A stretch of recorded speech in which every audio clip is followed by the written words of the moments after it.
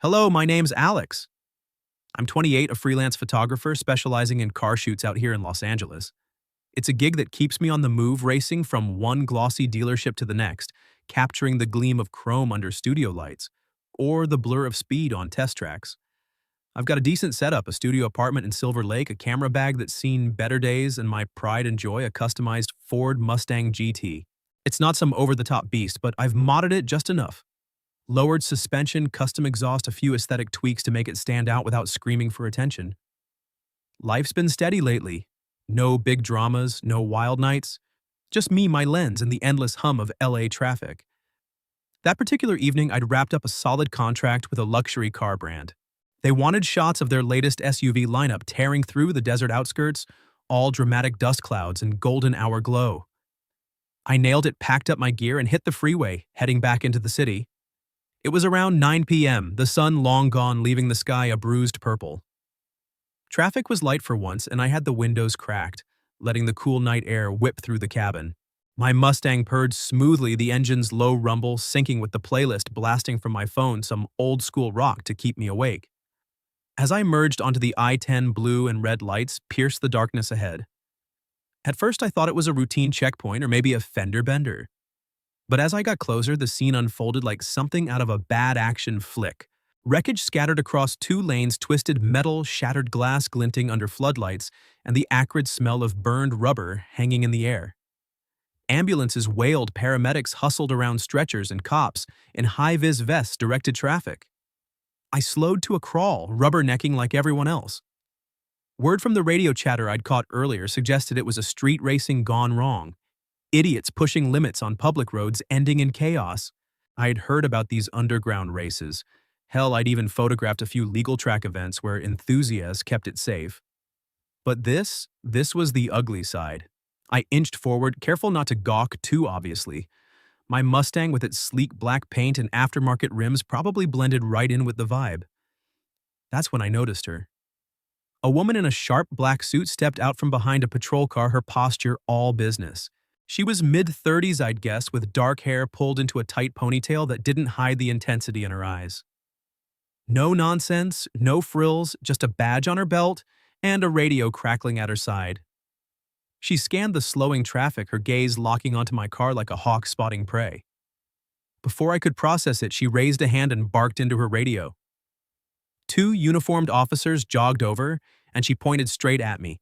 "That Mustang, pull it over. Matches the suspect vehicle description."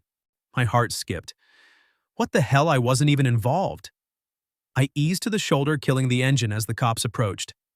"Step out of the vehicle, sir," one said, hand resting on his holster. I complied, hands up instinctively. "What's going on? I just drove by." But they weren't listening. The woman Sophia, as I'd later learned, strode up, her expression unreadable. "Your car fits the profile of one involved in the race. Modified engine, similar make and model to witness reports. We're detaining you for questioning." She signaled, and just like that, cuffs clicked around my wrists. Cold metal bit into my skin, and I was ushered into the back of a squad car. My Mustang sat there, impounded on the spot. The ride to the station was a blur of flashing lights and radio static. I protested the whole way. "This is insane. I'm a photographer. I was coming back from a shoot. Check my gear in the trunk." Sophia, riding shotgun, didn't even glance back. "We'll verify everything at the precinct. Save your breath." Her voice was clipped professional, like she'd done this 1,000 times. We pulled into the downtown LAPD station, a squat building, buzzing with activity, even at this hour. They marched me into an interrogation room, gray walls, metal table, the works. I sat there, cuffs off now, but still fuming, as Sophia entered with a folder and a laptop. "Name," she started, not looking up. "Alex Rivera. Look, you've got the wrong guy. My phone has timestamps from the shoot emails, everything." I slid my wallet across the table, license and all. She took it, scanning methodically. But then she dove in, checking my phone's GPS history, demanding access to my dash cam footage, grilling me on every contact in my address book who might be tied to the car scene. "You know anyone in underground racing ever modded a car for speed trials?" Her questions came rapid fire, each one probing deeper. I felt like a criminal, my temper rising. "This is ridiculous. I've got alibis, witnesses from the shoot. You're wasting time on me while the real culprits are out there. She leaned forward, eyes narrowing. We've had tips about a black Mustang like yours circling races. Coincidence, maybe. But I don't believe in those. That's when I snapped. You know what, you should host a game show instead of playing detective? All these questions, who wants to be a suspect? The room went silent. I braced for backlash, but instead, Sophia's lips twitched.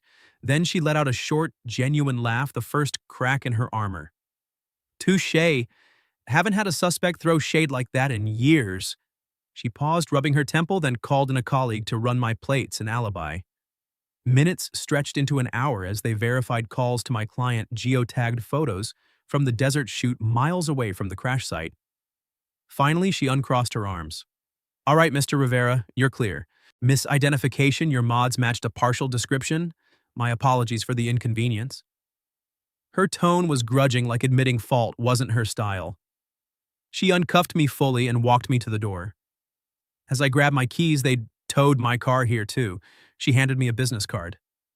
Detective Sophia Kane, if you remember anything, any leads from your car circles, call me. Could help close this. I pocketed it, still simmering, but oddly intrigued by her no BS vibe. Stepping into the cool night air, I drove home replaying the absurdity. Little did I know that mistake was about to rev up my whole damn life. The days after that debacle dragged on in a haze of frustration. I couldn't shake the image of Detective Sophia Kane, her sharp eyes dissecting me like I was some puzzle piece in her grand scheme. My wrists still bore faint red marks from the cuffs, a reminder of how quickly a night could go sideways. Back at my apartment, I cracked open a beer and scrolled through my phone, replaying the interrogation in my head. Before I knew it, I was venting on social media. Not my usual style, I keep my feeds professional, mostly car shoots and behind-the-scenes tips, but this felt justified. Wrongly detained by a detective who thinks every modded Mustang is a getaway car. Bad night, LAPD hoops. I posted attaching a blurry shot of the crash site from afar and my impounded car. No names, no faces, just enough to let off steam. By morning, the post had blown up. Likes poured in from my car enthusiast followers, comments ranging from sympathetic laughs to rants about overzealous cops. It hit a few thousand views overnight, shared in gearhead forums and even a local LA subreddit. I chuckled at first, figuring it'd fade, but then a buddy from a previous shoot texted, "Dude, your story's everywhere. Hope the detective doesn't see it." Too late for that, apparently. I didn't know it yet, but over at the precinct, Sophia's colleagues had caught wind. One of them spotted the post during a coffee break and ribbed her relentlessly. "Hey, Kane, looks like your suspect is turning you into a meme." She brushed it off with her trademark stoicism, but inside it stung a rare misstep in her otherwise spotless record. A week later, I was at the Autotech Expo in downtown LA, a sleek convention center packed with shiny prototypes, VR simulators, and industry pros. I'd scored a guest spot on a panel about automotive photography and tech integration thanks to connections from past gigs. Dressed in my best button-down and jeans, I felt out of place among the suits, but confident in my niche. As I scanned the crowd during a break there, she was Sophia, weaving through booths with a notepad in hand. No suit this time, just slacks, a blouse, and that same ponytail. Our eyes met and her brow furrowed in recognition. "Mr. Rivera," she said, approaching with measured steps. "Small world." "Detective Kane," I replied, smirking despite myself. "Here to bust more innocent drivers." She didn't flinch, but her lips quirked slightly, the ghost of that laugh from the station. "Actually investigating leads on aftermarket parts tied to illegal races. Your world, apparently." We fell into an uneasy chat, her probing about expo attendees, me deflecting with quips about how my detention inspired my next shoot theme, cuffed creativity. The tension was palpable, like we were circling each other, but underneath it simmered something else: curiosity, maybe even respect. Things heated up during a panel Q&A on vehicle tech and safety. I was mid-sentence arguing for responsible modding. Speed isn't the enemy, it's lack of control. Legal tracks save lives by channeling that passion safely. Sophia from the audience stood and countered, "Passion? I've pulled bodies from wrecks caused by that passion. Underground races aren't hobbies. They're death traps." The room buzzed as we debated. I pushed back, "Ban everything risky and you'd outlaw half of LA traffic." Education over enforcement teach control, not just punish. She shared a gut-wrenching story from a past case, a teen racer wrapping around a pole, leaving a family shattered. I've seen the aftermath. It's not abstract. It's real blood on the asphalt. The exchange electrified the crowd, applause rippling as the moderator wrapped up. Afterward, she approached me backstage, her expression a mix of irritation and intrigue. "You talk a good game, Rivera, but talk doesn't solve cases." I grinned. "Neither does jumping to conclusions. Bet I could help more than hinder." That's when the wager sparked. "Fine," she said, eyes narrowing playfully. "If I crack this racing ring first, you join me for a public safety PSA on camera preaching what you just said." I countered, "Deal. But if I recover useful data from those crash cams like I do with corrupted SD cards in my shoots, and it leads to a break, you owe me dinner. Somewhere without sirens." She hesitated, then extended her hand. "You're on. Don't flake." We shook on it, her grip firm, lingering a second too long. As she walked away, I felt a pull annoyance mixed with admiration for her fire. That bet wasn't just about winning, it was an excuse to cross paths again. Little did I know it would drag us deeper into each other's worlds, blurring lines I never thought I'd cross. The wager hung over me like exhaust fumes, thick and inescapable. I wasn't about to let Detective Sophia Kane win without a fight. Sure, she had the badge and the resources, but I had my tech savvy and a network in the car world that could rival any precinct database. The day after the expo, I dove in. Back in my apartment, surrounded by tripods and hard drives, I pulled strings with a buddy who worked salvage yards. He snuck me access to the wrecked car's dash cam remnants, fried circuit boards, and corrupted memory cards from the crash. "Good luck, man," he texted. "That thing's toast." I spent hours in my makeshift editing suite running data recovery software I'd honed from years of salvaging botched shoots. Bit by bit, fragments emerged, blurry footage of the race shadows of vehicles weaving through traffic and a partial plate on a fleeing car. It wasn't crystal clear, but it pointed to a chop shop in East LA known for fencing modded parts. Excitement buzzed through me like a revving engine. I debated keeping it to myself, but the bet nagged. Swallowing my pride, I dialed the number on her card. "Kane, it's Alex Rivera. Got something you might want to see." She met me at a neutral spot, a dingy coffee shop near the freeway, the kind with sticky counters and fluorescent lights that hummed like bad wiring. Sophia slid into the booth across from me, her expression guarded. "This better not be a stunt." I pushed my laptop over, playing the recovered clip. Her eyes widened as she watched. "How'd you get this trade secret?" I said with a wink. "But it ties to Garcia's garage rumored hub for race rigs." She leaned back, arms crossed, but I caught a flicker of respect. "All right, hotshot. You might have earned that dinner. But first we follow this lead. Together." That's how our uneasy alliance kicked off. Sophia insisted on protocol, no solo heroics, but she looped me in as a civilian consultant to skirt red tape. Our first joint op was infiltrating a dive bar in Boyle Heights, a hangout for street racers. We posed as a couple to blend in, her idea surprisingly. "Act natural," she whispered as we entered, my arm around her waist, feeling anything but. The place reeked of stale beer and motor oil, neon signs flickering over tattooed patrons, swapping stories about quarter-mile runs. We nursed drinks at the bar, eavesdropping on a group bragging about untraceable mods. One guy eyed us suspiciously. "You two look too clean for this crowd." Sophia played it cool, leaning into me with a laugh. "He's my gearhead boyfriend, drags me to these spots." I improvised dropping shop talk about turbo kits, and we gleaned a name, Rico, a mechanic linked to the crash car. It was awkward at first. Our couple act felt forced, her hand in mine, sending unexpected jolts. But it worked. We walked out with a tip on Rico's next meet. The next night ramped up the absurdity, sneaking into Garcia's garage after hours. Sophia picked the lock like a pro, while I kept watch, heart pounding. Inside, amid rows of stripped engines and tool benches, we rifled through manifests. "Jackpot," she murmured, finding receipts for illegal nitrous kits matching the crash wreckage. But then headlights swept the lot, security patrol. We bolted, ducking behind dumpsters, her body pressed against mine in the shadows. "Shh," she hissed, our breaths sinking. As the guard passed, we stifled laughs. Not how I pictured our first date, I whispered. She elbowed me playfully. Keep dreaming, Rivera.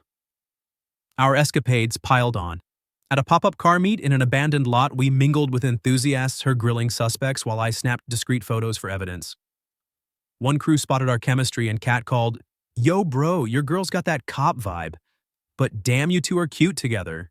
Sophia flushed, but I played along. She's the boss, I just drive. It was half joke, half truth. Being around her sharpened my focus, her determination rubbing off on me. We'd debrief over late-night tacos from a food truck, arguing tactics, but bonding over shared adrenaline. "You're not half bad at this," she admitted once her walls cracking just a bit. Then came the night that changed everything. Sophia was tailing a lead solo, a shady betting ring tied to the races, when she texted me, "Being followed, east on Olympic BLVD." Panic surged. I jumped in my Mustang and floored it, weaving through traffic like a scene from one of my shoots. I spotted her sedan 2 cars ahead, a black SUV glued to her bumper. "Hang on," I muttered, cutting in behind them. At a red light, the tailgaters, 2 burly guys from the gambling crew, stepped out, approaching her window menacingly. I honked, wildly revving my engine to draw attention. "Hey, back off," I yelled, pulling up beside. They hesitated, spotting witnesses, and peeled away. Sophia swerved to the curb, and I followed, rain starting to pelt the windshield. We ducked under the awning of a closed strip mall, thunder rumbling overhead. She was shaking, hands trembling as she clutched her phone. "Thanks for the save," she said, voice steadier than she looked. I pulled her into a hug, the rain drumming around us. I couldn't just sit there. In that moment, soaked and vulnerable words spilled out. "If you hadn't mistaken me for a suspect that night, I never would have known what it's like to be this scared of losing someone important." She froze, then slowly leaned into my shoulder, her guard down for the first time. "You make me forget I'm a detective sometimes," she whispered. "Not just a badge, a woman." We stood there, rain cascading the world, blurring into just us. The alliance with Sophia felt like flooring the gas on a straightaway, exhilarating, but I knew curves were coming. After that rainy night under the awning, things shifted between us. No grand declarations, just a quiet understanding. We'd steal glances during stakeouts, her hand brushing mine when passing files, a shared coffee turning into lingering conversations about life beyond the case. She opened up more stories from her early days on the force, the toll of seeing too much wreckage, literal and emotional. I shared my own scars growing up in a rough LA neighborhood, using photography to escape the pull of street life. "Cars saved me," I told her once. "Shooting them, not racing them." She nodded, her tough exterior softening, but the case loomed a shadow we couldn't outrun. It escalated when our leads converged on a name, Marco Ruiz. He ran a low-key tuning shop in Compton, the kind where legit oil changes hid backroom deals on illegal boosts. I'd crossed paths with Marco years back at a legal auto show. He was a solid guy, then mentoring young modders like me. But the recovered footage pinned his shop's logo on a suspect vehicle. Sophia's eyes darkened when I mentioned our history. "You know him?" she asked over takeout in her unmarked car parked overlooking the city lights. "Knew him. Haven't talked in ages." She set down her burrito, voice firm. This complicates things. If he's involved, you could be subpoenaed or worse, targeted." I shrugged it off. "I'm in this now. We finish it." But doubt crept in. Betraying an old contact felt wrong, like selling out the community that shaped me. Sophia pushed harder for me to step back. "You're a civilian, Alex, not trained for this. If Marco's tied to the ring, he'll have eyes everywhere." We argued in her office one afternoon, files scattered like debris. "And what about you?" I shot back, pacing. "Charging in solo like that tail you shook off, I don't want you getting hurt because you're too stubborn to let me help." Her jaw tightened. "This isn't about us. It's the job. Emotions cloud judgment. I've seen it ruin cases, ruin lives." The words stung, echoing my own fears. Was I just a distraction? I stormed out, slamming the door harder than intended. That night, I hit the gym, pounding the bag until my knuckles ached, replaying her dismissal. Part of me wanted to bail, ghost the bet and her, but the thought of her facing danger alone twisted my gut. The storm broke 2 days later. Sophia called, voice clipped. "Internal affairs is on me. Someone leaked case details online tied back to your social media circles." My stomach dropped. I'd posted a vague update after our garage raid, dug up some old footage, justice incoming, car chase real talk. Harmless vent or so I thought, but it had breadcrumbs mentions of East LA spots that matched our leads. Word spread and now she was suspended, pending review accused of compromising the investigation by involving an unvetted outsider. "This is my fault," I said, when I met her at her apartment, a modest place in Echo Park, books on criminology stacked beside takeout menus. She looked exhausted, no makeup, hair down for once. "Not entirely. I should have vetted you better." We sat on her couch, the weight of it crushing. "They think I fed you intel for personal gain. My career's on the line." Guilt hit like a collision. I couldn't let her take the fall. "I'll fix this." She shook her head. "Stay out. It's protocol now." But I ignored her, diving deeper into my network. I reached out to Marco, discreetly texted him under a burner app playing the old friend card. "Heard about the crash. Need to talk mods off record." He bit, meeting me at a neutral diner.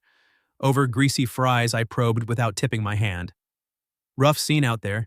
You hear who might have been running?" Marco fidgeted, admitting the ring was bigger than street races, tied to a gambling boss named Vargas who laundered through chop shops. "Stay clear, man. Vargas plays dirty." I recorded it subtly, then cross-referenced with Sophia's files. She'd shared copies before the suspension. Piecing it together, I recovered more data from secondary cams timestamps, proving Vargas's crew orchestrated the race for bets. Armed with this, I barged into the precinct, demanding to see her captain. "I'm the leak source, accidental but mine, and I've got proof to clear her." I laid it out, the audio from Marco-enhanced footage showing Vargas's plates, even witness statements from my contacts who'd seen his ops. The captain raised an eyebrow but listened. Internal review swung in our favor. Sophia was reinstated within hours, the leak deemed minor compared to the breakthrough. We nailed Vargas in a sting SWAT raid on his warehouse, nets full of evidence. As cuffs clicked on him, Sophia shot me a look across the chaos, gratitude mixed with something deeper. That evening, back at the station for debriefs, the adrenaline crash hit. Colleagues milled around, slapping backs for the win. Sophia pulled me aside to a quiet hallway. "You didn't have to risk that." Her voice was soft, vulnerable. I stepped closer. "Yes, I did. For the case and for you." The words I'd held back tumbled out. "That mistaken arrest, best curveball life's thrown me. If I could, I'd let you detain me forever, just us, no badges or bets." Her eyes searched mine, the precinct hum fading. Then she closed the gap, pulling me into a kiss, fierce, real, right there amid the fluorescence. Colleagues nearby froze, whispers starting, but she didn't care. Breaking away, she whispered, "You're under arrest," for stealing my focus. I laughed, heart soaring. In that moment, the storms cleared, leaving us exposed but unbreakable. With Vargas in cuffs and the racing ring dismantled, the fallout was swift and sweet. Sophia's suspension lifted almost immediately. The captain cited my evidence as the turning point, and she was back on duty with a commendation for innovative collaboration. The media latched on fast. Local news ran segments on the bus dubbing her the Ice Queen of LAPD, who cracked the case with an unlikely ally. Reporters loved the angle, a no-nonsense detective teaming with a car photographer to take down a gambling empire. Sophia hated the spotlight at first, rolling her eyes at interview requests, but she warmed to it when it highlighted female empowerment in law enforcement. Articles praised her grit, and she became a symbol for women in the force, even guesting on podcasts about urban crime. "It's not about me," she'd say humbly. "It's about safer streets." For me, the win opened doors I hadn't expected. The precinct kept me on as a consultant for vehicle-related cases, but Sophia pulled me into something bigger, public safety campaigns. "You owe me that PSA from the bet," she teased, but it evolved into a partnership. We launched a series called TrackSmart, where I'd film viral videos, dramatic recreations of crashes, interviews with survivors, tips on legal modding. One clip, me narrating from my Mustang about speed with sense, racked up millions of views on TikTok and YouTube. It shifted perceptions in the young gearhead community. Forums buzzed with debates on responsibility, and race-related incidents dropped in the following months. "You're changing minds," Sophia told me one evening, her hand in mine as we watched analytics climb. I shrugged. "We're changing them. Team effort." Our relationship deepened amid the chaos. No more hiding behind consulting, we dated openly, though precinct gossip flew. Colleagues ribbed us from suspect to sweetheart. But we owned it, grabbing lunches between shifts, her crashing my shoots, me tagging along on low-stakes patrols. She met my family over barbecue. My mom adored her strength, whispering, "She's good for you, mijo." I learned her rhythms, the late nights poring over files, the quiet mornings with black coffee. Intimacy grew in small ways, her head on my shoulder. After tough days, me cooking her favorite pasta when stress hit. "You ground me," she admitted once, tracing my arm. "In this job, that's rare." The pinnacle came at the annual Safe Streets Day event in Griffith Park, a festival of booths, demos, and speeches on traffic safety. I was emceeing a mod showcase, Sophia speaking on enforcement. The crowd swelled families, teens, even reformed racers. As her talk wrapped, I took the mic. "Detective Kane taught me that life's roads have twists, but the right partner makes them navigable." I pulled out an old key fob from a vintage Corvette I'd restored, a nod to our first chase. Hidden inside a diamond ring, simple and elegant. Kneeling amid cheers, I said, "I've raced through half this city without fear as long as your shotgun. Marry me, Sophia." Tears glistened in her eyes, the Ice Queen melting publicly. She nodded, pulling me up into a fierce embrace as applause thundered. Friends and colleagues swarmed, popping confetti, toasts flying. We tied the knot quietly months later, but the honeymoon, a cross-country drive in that restored Corvette Route 66 Canyon, twists desert straits. No deadlines, just us, her navigating me, photographing sunsets. We became icons in car circles, the detective duo, symbols of trust and teamwork. Through every curve, she'd say, hand on mine. Life wasn't perfect, cases still pulled her away, shoots kept me nomadic, but we'd built something unbreakable. That mistaken arrest, it wasn't a detour, it was our starting line.